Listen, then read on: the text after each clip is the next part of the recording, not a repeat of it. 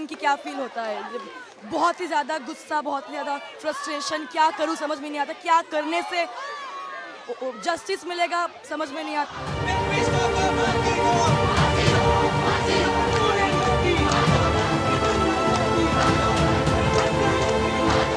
जो हुआ है वो हम लोग सह नहीं पा रहे, इसका तो एक सोल्यूशन निकालना ही है। जैसे कहा गया, ये अनिश्चितकालीन तक चलता रहेगा। हमारे साथ पूरी मेडिकल फर्टिनिटी है, पूरी देश भर की मेडिकल फर्टिनिटी है। ये रेप और मर्डर का केस नहीं है, काफ़ी डेप्थ तक लोग इन्वॉल्व हैं, तो पूरी क्या है वो सीबीआई इंक्वायरी कर रही है। वो क्विक एक्शन होना चाहिए और पनिशमेंट होना चाहिए।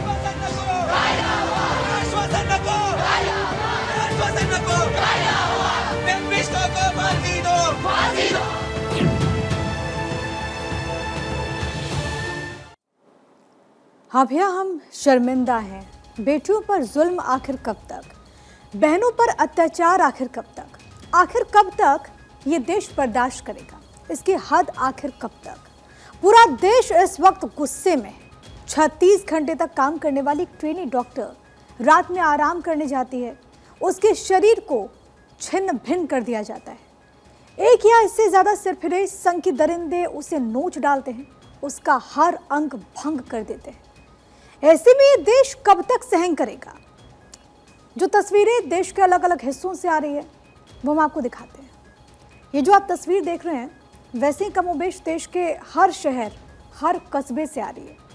पूरे देश के डॉक्टर्स इस वक्त सड़कों पर हैं। इनकी एक ही मांग है, बहन बेटियों की सुरक्षा सुनिश्चित हो। कोलकाता के अभया के साथ जो भी हुआ वो एक समाज के लिए अभिशाप से कम नहीं है। हमारे आपके बीच का कोई शख्स जिससे आपका रोज का राबता है, पता नहीं कब हैवान बन जाए और बहन बेटियों की जिंदगी निकल जाए, पता ही नहीं चलता। गुस्सा इसी बात को लेकर के है। पहले कुछ तस्वीरें हैं अलग अलग जगहों की, वो तस्वीरें हम आपको दिखाते हैं। पहली तस्वीर कोलकाता की, दिन रात डॉक्टर्स प्रदर्शन कर रहे हैं, महिला ट्रेनी डॉक्टर के लिए इंसाफ और दोषियों के लिए फांसी की मांग कर रहे हैं। दूसरी तस्वीर गोरखपुर की, एम्स के डॉक्टर्स ने धरना प्रदर्शन किया, काम बंद कर दिया। तीसरी तस्वीर जयपुर की, यहाँ पर भी लोगों का गुस्सा है, लोगों में आक्रोश है। इसके अलावा चौथी तस्वीर तमिलनाडु के मदुरै शहर की। पांचवी तस्वीर सिक्किम की राजधानी गैंगटोक की, गांधी प्रतिमा के पास कैंडल जलाकर डॉक्टर्स ने प्रदर्शन किया। छठी तस्वीर महाराष्ट्र के ठाणे की, डॉक्टर्स ने यहाँ पर प्रोटेस्ट मार्च निकाला, ऐसी घटनाओं के खिलाफ गुस्सा जाहिर किया। 16 दिसंबर 2012 हमारे देश के इतिहास में ये वो काली रात थी जब निर्भया के साथ ऐसी ही वारदात हुई थी। बड़ी बड़ी बातें हुई, सख्त कानून भी उसके बाद बने, मगर सब धरे के धरे रह गए। कोलकाता रेप मर्डर केस कुछ इसी बात पर मुहर लगाता है। आरजीकर मेडिकल कॉलेज में हुई इस घिनौनी वारदात के खिलाफ डॉक्टर्स का गुस्सा इस वक्त, या फिर हम ये कहें कि हर किसी का गुस्सा इस वक्त 7वें आसमान पर है। नाराज लोग सड़कों पर प्रदर्शन कर रहे हैं, बड़ी संख्या पर डॉक्टर्स विरोध के स्वर बुलंद कर रहे हैं। सरकारों से महिला डॉक्टर्स की सुरक्षा की मांग हो रही है। हम आपको दिखाते हैं तस्वीरें।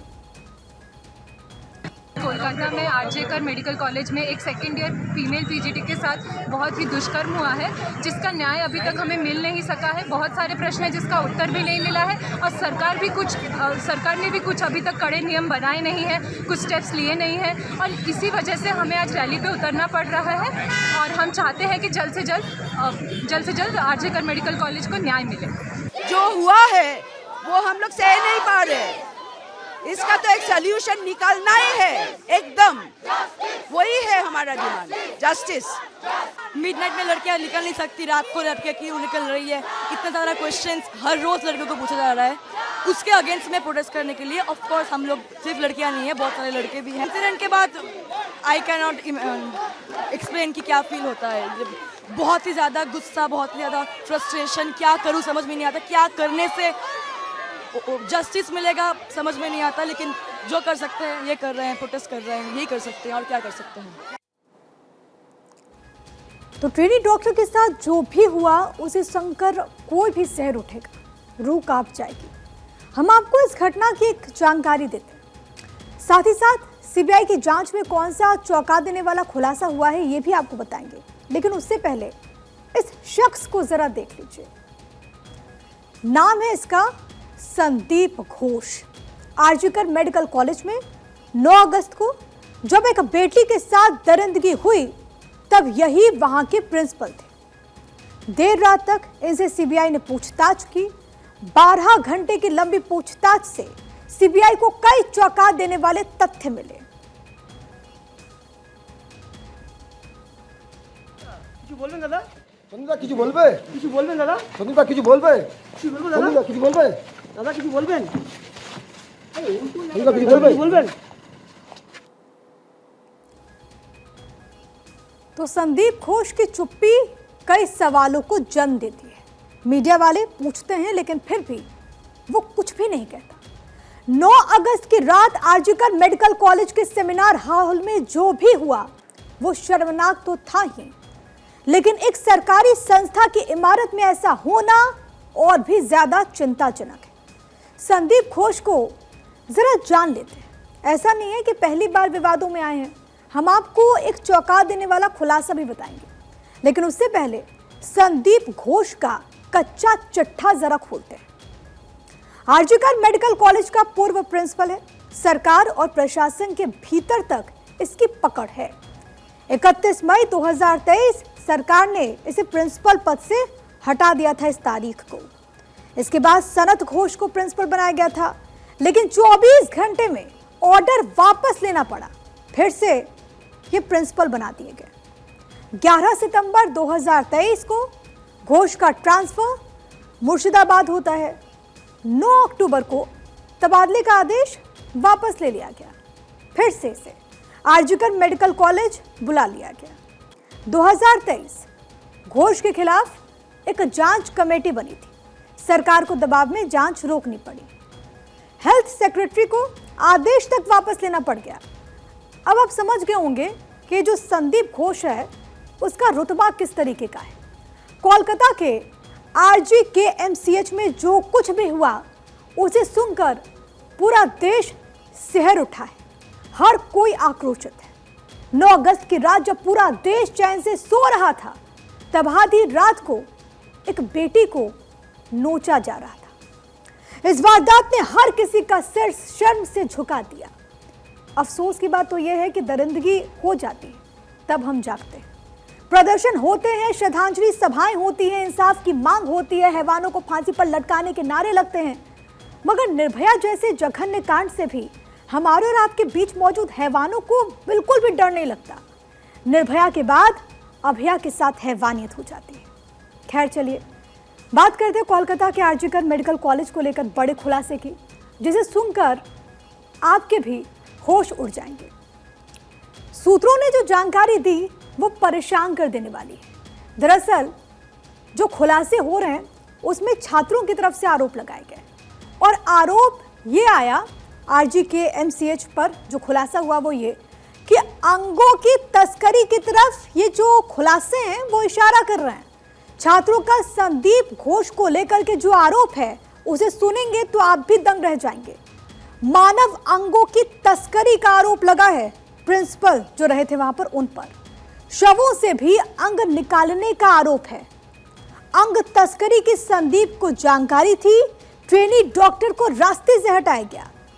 पीड़िता को तस्करी की इंफॉर्मेशन थी, जानकारी थी। कच्चा चिट्ठा खोलने के डर से ये हत्या की बात कही जा रही है। कई सफेद पोश भी तस्करी में शामिल हैं। जो वहां के लोग हैं, जो वहां के स्टूडेंट्स हैं, उनका ये आरोप है। आरोपों की आधिकारिक पुष्टि अभी नहीं हुई है। ये सब सोर्सेज के हवाले से हैं। जो स्टूडेंट्स वहां हैं वो ये चौंका देने वाला खुलासा कर रहे हैं। कोलकाता के आरजीकर मेडिकल कॉलेज में जो शर्मनाक वारदात हुई उससे हर कोई इस वक्त गुस्से में है। पूरा देश शर्मिंदा है। बहनों बेटियों की सुरक्षा को लेकर हर माता पिता, हर भाई इस वक्त चिंतित है। हर कोई परेशान है। हम सबकी बहन बेटियां बाहर काम करने जाती हैं, इसी समाज के बीच ज्यादातर वक्त बिताती हैं, तो क्या उनकी सुरक्षा समाज की जिम्मेदारी नहीं है? हमारी और आपकी जिम्मेदारी नहीं है? क्या सरकारों का कोई फर्ज नहीं? इन्हीं सवालों के साथ गुस्से का गुबार पूरे देश में फैल गया। जगह जगह प्रदर्शन, प्रोटेस्ट, धरने, नारेबाजी का दौर जारी है। इधर कोलकाता हाईकोर्ट के आदेश के बाद जांच का जिम्मा अब सीबीआई को सौंप दिया गया, जो इस पूरे मामले की कड़ी दर कड़ी जोड़ने में जुटे हुई है। इन सब के बीच इस जघन्य वारदात में कब कब क्या क्या हुआ, यह भी जानना जरूरी है। तो आपको इसकी टाइमलाइन ग्राफिक्स के जरिए हम समझा रहे हैं। 9 अगस्त की वो तारीख जब आरजीकर अस्पताल में महापाप होता है। आधी रात को महिला से दरिंदगी हुई। रेप के बाद ट्रेनी डॉक्टर का मर्डर हो गया। उसका शव सेमिनार हॉल में मिला था। नाइट शिफ्ट में वो ट्रेनी डॉक्टर थी। चेहरे से लेकर पांव तक जख्म के निशान थे। प्राइवेट पार्ट में भी गहरे जख्म मिले। जिसने भी शव को देखा या उसके बारे में सुना, वो कांप गया। मुंह में कपड़ा ठूस कर उसके साथ हैवानियत हुई। होठों और मुंह पर काटने के घाव हैं। गर्दन तोड़ी गई। दायां हाथ भी तोड़ दिया गया। इसके बाद 10 अगस्त की तारीख जब आरोपी संजय रॉय की गिरफ्तारी होती है। रेप के बाद हत्या की बात कबूली उसने। मोबाइल के ब्लूटूथ से उसे पकड़ा गया। सीबीआई जांच को लेकर के लोग विरोध प्रदर्शन कर रहे थे। उनकी मांग थी कि सीबीआई इन्वेस्टिगेट करे। फिर 12 अगस्त की तारीख को आरजीकर मेडिकल कॉलेज के प्रिंसिपल ने इस्तीफा दे दिया। कलकत्ता हाईकोर्ट में एक याचिका दायर हुई। हाईकोर्ट से मांग की गई कि इस पूरे मामले की जांच सीबीआई को सौंपी जाए। फिर 13 अगस्त को हाईकोर्ट ने जांच सीबीआई को सौंप दी। पुलिस की नाकामी की बात कही गई। फिर 14 अगस्त को सीबीआई ने इस केस के डॉक्यूमेंट अपने पास ले लिए। देर रात इसी दिन अस्पताल पर हमला हुआ। भीड़ ने अस्पताल में तोड़फोड़ की। 1000 लोग अस्पताल में घुस गए। 15 अगस्त देश भर में डॉक्टर्स का प्रदर्शन तेज हुआ। जब हम और आप आज़ादी का उत्सव मना रहे थे तो डॉक्टर्स प्रोटेस्ट कर रहे थे।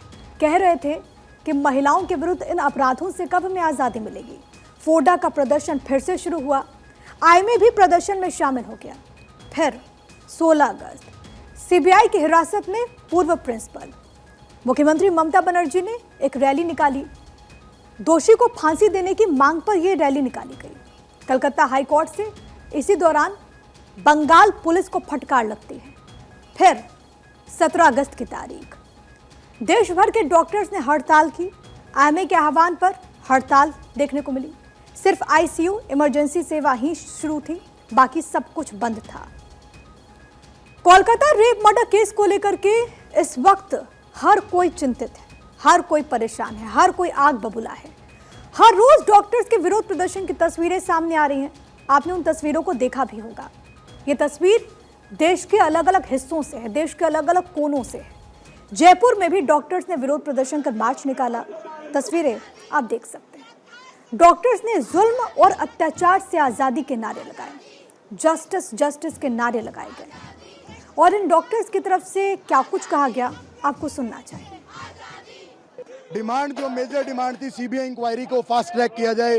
जो भी सीबीआई इंक्वायरी बैठी है, प्लस साथ में जो सीपीए सेंट्रल प्रोटेक्शन एक्ट जो कि 2019 में ड्राफ्ट कर दिया गया है मिनिस्ट्री द्वारा, 2 सितंबर 2019 को ड्राफ्ट किया था, अभी तक उसको अप्रूव क्यों नहीं किया जा रहा। पूरे राजस्थान में कंप्लीट स्ट्राइक है और नेशनल आईएमए का हमारा आह्वान है। हम ये नहीं समझ रहे कि ये जो ऊपर बैठे हैं जिनको ये सुरक्षा लागू करनी है, हम चाह क्या रहे हैं, प्रोटेक्शन, सुरक्षा चाह रहे हैं। जो एक लड़की, कामकाजी महिला जो रात को इमरजेंसी के अंदर ड्यूटी दे रही है, वो सुरक्षित नहीं है। इमरजेंसी सुरक्षित नहीं है, वही तोड़ दी गई है, वहाँ के उपकरण तोड़ दे गए, तो किस चीज़ का इलाज करा रहे हैं। रेजिडेंटों की हड़ताल, सरकार यदि हमको दबा कुचला और अन्य संघर्षशील नहीं समझती है, दबा कुचला हुआ समझती है, तो मैं सरकार से ये बोलना चाहता हूँ कि ये हड़ताल जब तक जारी रहेगी तब तक हमें सुरक्षा प्रोवाइड नहीं की जाएगी।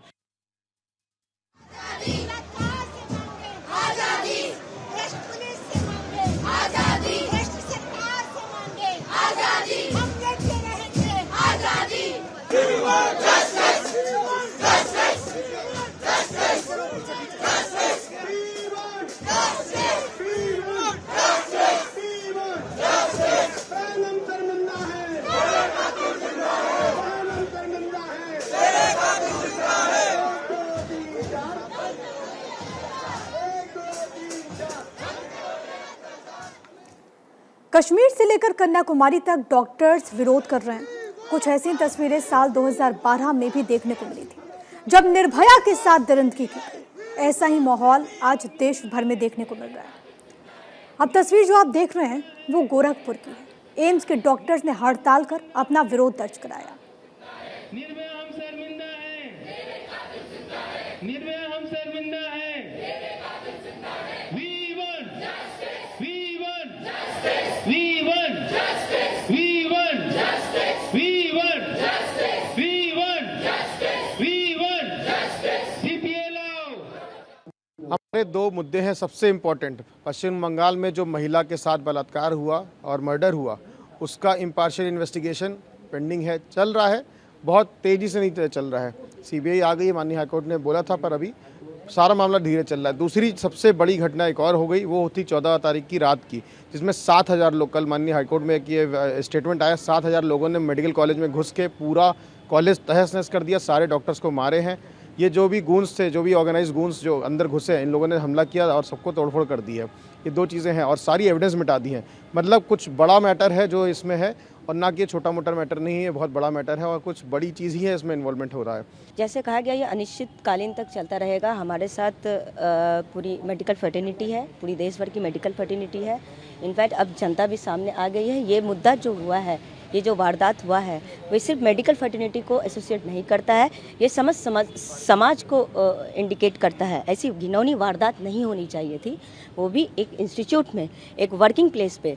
अगर एक महिला अपनी वर्किंग प्लेस पे ही सेफ फील नहीं करेगी तो वो कहाँ करेगी? हाँ, जो घटना हुई कोलकाता में आरजी मेडिकल कॉलेज में, वो जघन्य अपराध था। किसी महिला के साथ, डॉक्टर होने के साथ साथ वो बेटी है, महिला है, और एक सभ्य समाज में ये आज के डेट में एक्सेप्टेबल नहीं है। ख़ासतौर से वो रेजिडेंट डॉक्टर है, रेजिडेंट मीन्स घर है उसका, अपने घर के अंदर अपने लोग भी कुछ माने गए कि वो किए इन्वॉल्व थे, तो इसकी पूरी जांच होनी चाहिए। जस्ट ये रेप और मर्डर का केस नहीं है, काफ़ी डेप्थ तक लोग इन्वॉल्व हैं, तो पूरी क्या है वो सीबीआई इंक्वायरी कर रही है, वो क्विक एक्शन होना चाहिए और पनिशमेंट होना चाहिए। एक हमारे जूनियर डॉक्टर की, जो कि कलकत्ता में थे, उनकी इस संघर्ष में बहुत ही दुखदायी रूप से उन्हें झेलना पड़ा और वो बहुत ज़्यादा पीड़ित तरीक़ा से गुजरी। ये चीज़ का विरोध में हम हैं कि ऐसे आए दिन आजकल होने लगे हैं। इसी के विरोध में हम खड़े हैं कि हम उनके साथ हैं, हम अंत तक उनके साथ रहेंगे। जब तक उन्हें इंसाफ ना मिले, हम उनके परिवार के साथ हैं और जल्द से जल्द इसकी कार्रवाई पूरी होनी चाहिए। तो पूरे देश से यही आवाज़ उठ रही है कि आखिरकार इंसाफ कब मिलेगा। पश्चिम बंगाल में जो कुछ भी हुआ वो एक समाज के तौर पर हम सबकी विफलता है। हम बात तो करते हैं कि बेटियां आगे बढ़े, लेकिन बेटियां सुरक्षित रहे, ये भी तो जिम्मेदारी हम सबकी है ना, ये भी तो हम सबको सुनिश्चित करना है। लेकिन सबसे दुर्भाग्य ये है कि जहां पर एक तरफ इस पूरे मामले को लेकर के गुस्सा है, दूसरी तरफ इस पर सियासत भी खूब हो रही है। बीजेपी नेता और पूर्व सांसद लॉकेट चटर्जी के खिलाफ कोलकाता पुलिस ने केस दर्ज कर लिया। आज दोपहर के 3 बजे तक पूछताछ में शामिल होने को कहा गया है। दरअसल लॉकेट चटर्जी पर आरोप है कि उन्होंने पीड़िता की पहचान उजागर की, सार्वजनिक तौर पर मृत ट्रेनी डॉक्टर की जानकारियां साझा की। क्योंकि मामला सीबीआई के पास है, ऐसे में सत्ताधारी टीएमसी केंद्र सरकार के खिलाफ प्रदर्शन कर रही है।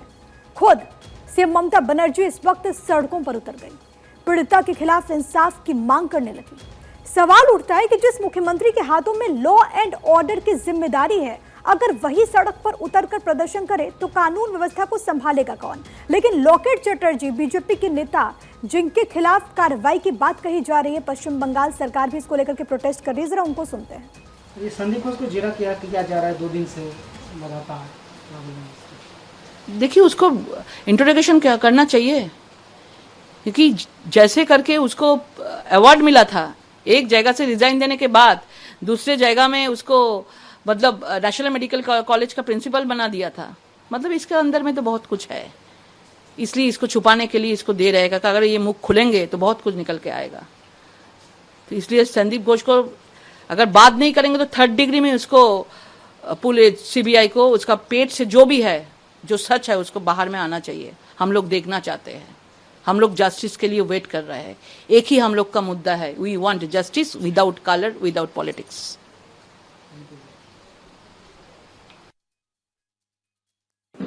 कल्पना नहीं की जा सकती जितनी दरिंदगी उस जूनियर डॉक्टर के साथ हुई। अब वो मामला सीबीआई के पास है, उसके मुख्य अभियुक्त की गिरफ्तारी हो चुकी है। जिन लोगों पे और कार्रवाई करने की आवश्यकता है वो कार्रवाई बिल्कुल होनी चाहिए। और मैं ऐसी मांग करता हूं कि सीबीआई इस मामले को जल्द से जल्द फास्ट ट्रैक कोर्ट में चलाकर इस मामले को जल्द से जल्द दोषियों को ऐसी सख्त सजा दी जाए कि वो एक उदाहरण बने। आज मैं निर्भया की मां का बयान सुन रहा था। उन्होंने अपनी बेटी खोई एक बर्बरता के समक्ष, उसके बाद भी इस देश में कुछ नहीं बदला। मतलब रेप को भी लोग पॉलिटिकल चश्मे से देखने लगे। हमने तब भी कहा था, हम अब भी कह रहे हैं, सीबीआई त्वरित कार्रवाई करे, लेकिन साथ ही डॉक्टर्स की जो डिमांड है उसमें केंद्र सरकार को पहल करनी चाहिए। क्या चाह रहे हैं आपसे? चांद का टुकड़ा नहीं चाह रहे हैं, प्रोटेक्शन के लिए इंस्ट्रूमेंट चाह रहे हैं। स्मृति जी का क्या है, मतलब किस मुंह से वो बोलती हैं? हाथरस पे चुप रही, मणिपुर पे चुप रही, कठुआ पे चुप रही, उन्नाव पे चुप रही, अब चली आ रही हैं बोलने। उनको कहिए कि आपको अपनी राजनीति फिर से शुरू करनी है तो किसी और तरीके से करिए, इस तरीके से न करिए। आपके मन में कोई स्थान नहीं है महिला सुरक्षा या महिलाओं की कोई चिंता नहीं है। वो हमने आपका ट्रैक रिकॉर्ड देख लिया, पूरे देश ने देख लिया। अब राजनीति में ऐसे लोगों को रहना भी नहीं चाहिए जिनके मन में इतनी संवेदना नहीं है महिलाओं के लिए। रही बात कलकत्ता के इस विभत्स हादसे की, तो सीबीआई के हाथ में है अब जांच, और हमें पूरी उम्मीद है कि बहुत फास्ट ट्रैक पर जांच होगी और सजा मिलेगी। तो ऐसी घटना पूरे समाज के लिए एक कलंक है। बेटियों की सुरक्षा ये समाज के लिए एक जिम्मेदारी है और जवाबदेही है। सोचिएगा जरूर कि ऐसी घटनाओं को रोकने के लिए हम सब अपने अपने स्तर पर क्या कदम उठा सकते हैं।